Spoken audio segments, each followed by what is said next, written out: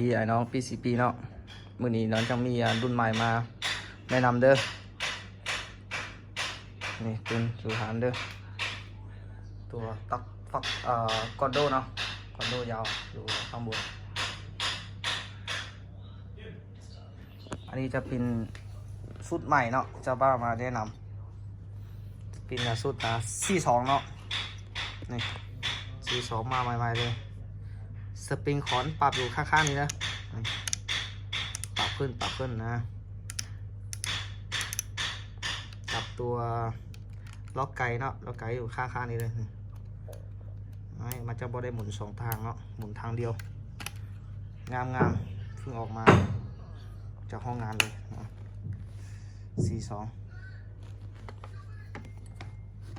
ปินถังคาร์บอนเก็บเสียงแกนเต็กเราอยู่ข้างในโพลีกอนเนาะ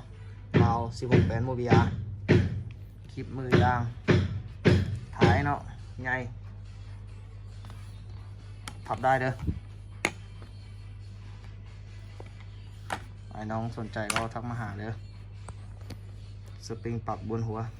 แต่มันอยู่ต่างกันรุ่นอื่นคือบอกว่ามันปรับสปริงมันปรับตัวนี้เลยเนาะ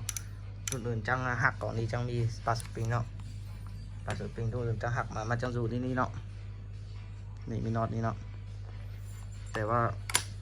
ตัวนี้เราต้องหักออกมาเนาะปรับตัวนี้เลยเนาะมันสบายเนาะก็เอาอัพขึ้นในแม็กนะขึ้นเนาะไอ้น้องสนใจก็ตักเข้ามาเลยเนาะกับน้องยังมีตัวอันนี้ก็รุ่นปืนน้องนุ่งคลิปหลายเลยเนาะตักติโกแฟกเตอร์นะอันนี้เป็นก้อนโดมันจะเป็นกล้องบิดถัง5 ลูกเนาะเบา8 แบนก้อนโดยาวเนาะทุกอย่างในร้านน้องขายไปหาประกันหมดเด้อไอ้น้องเด้อหาประกันทุกอย่างลองดูเนาะไอ้น้องสนใจก็ทักเข้ามาเลยเนาะโอเคขอบใจน้องที่เข้ามาดูคลิปของน้องฝากกดไลค์กดแชร์กดติดตามด้วยขอบใจหลาย